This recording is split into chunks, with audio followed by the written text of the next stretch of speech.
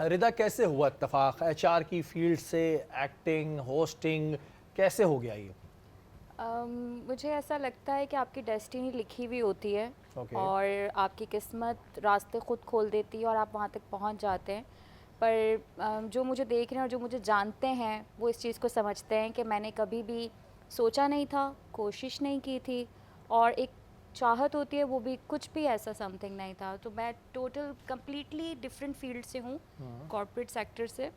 और बस कोविड के बाद जो है वो कुछ इस तरह के जो है वो चीज़ें हो गई खुद से ही कि मैं जॉब सर्च कर रही थी। मैं एक्चुअली दरवाज़ा कुछ और खटखटा रही थी, खुल कुछ और गया। खुद कुछ और दरवाज़ा गया और उस तरफ बस मैं ऐसे ही चल पड़ी। मैं बिल्कुल आगे कोई मंजिल नहीं थी, दरवाज़ा वही बार बार मैं खटखटा रही थी कि मुझे जॉब ढूंढनी है। बिकॉज़ मैंने एमबीए किया था और जब भी कोई एमबीए स्टूडेंट्स जब एमबीए में एडमिशन लेते हैं या करते हैं, उनका एक विजन होता है कि उन्हें कॉर्पोरेट सेक्टर में आगे बढ़ना है, बिल्कुल। प्रमोशन चाहते हैं या कुछ भी होता है। तो मेरे माइंड में भी यही था। मैं असिस्टेंट मैनेजर एचआर की जॉब कर रही थी, सो उसी में मुझे आगे बढ़ना था।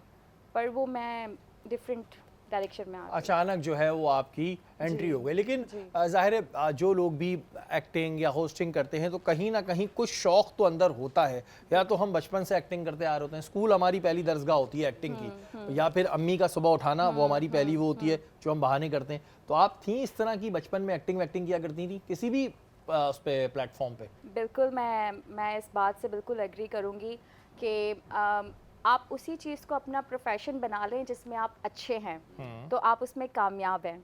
मैं एक्चुअली बहुत टॉकेटिव हूँ, बहुत बोलती हूँ, और मेरी फैमिली, मेरे क्लोज़ फ्रेंड्स इस चीज़ से परेशान हो जाते थे। मैं बहुत वो नुक्ताचीनी लोग नहीं होते, हाय हाय, आवाज़ मतलब बड़ी सवाल ज़्यादा बड़ी करना। खतरनाक लोग होते हैं।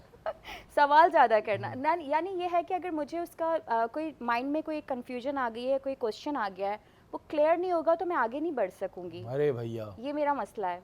तो मैं बहुत सवाल करती थी, मतलब अपने घर में जो भी प्रॉब्लम तो है। उस पे डांट पड़ती थी कि भाई इतना बहुत इतना क्यों तुम पीछे पड़ गई हो, क्या बहुत मसला है? बहुत एग्जैक्टली मैं आपसे ये तो कहा, इरिटेट हो जाते थे। अब जैसे मैं होस्टिंग भी कर रही हूँ, आपने से तारुफ करवाया है, तो उसमें आप देखें कि वही प्रोफेशन बन गया। आई थिंक मैं इसी के लिए बनी थी और मैं गलत जगह जो है वो अपनी एनर्जी वेस्ट कर रही तो थी। किसने पहली दफ़ा आपको अप्रोच किया कि भाई आप इतना बोल रही हैं तो आप क्यों इस फील्ड में नहीं आती जिसमें बोलने के पैसे मिलते हैं? ट्रू। तो किसने आपको पहली दफ़ा अप्रोच किया? पहला ब्रेक क्या था? मैं चैनल का नाम ले सकती हूँ क्या? आपको कह दें कोई भी कोई चैनल, भी चले चैनल था। मतलब अप्रोच किया कैसे? एक नया चैनल लॉन्च हो रहा था, सैटेलाइट चैनल। उसके लिए वो डेटा कलेक्ट कर रहे थे और डिफरेंट प्रोग्राम्स बना रहे थे। तो उन्होंने मुझे किसी कॉर्पोरेट इवेंट में देखा था, बिकॉज़ मैं कॉर्पोरेट इवेंट में भी जाती थी, हमारी कंपनी के इवेंट्स होते थे।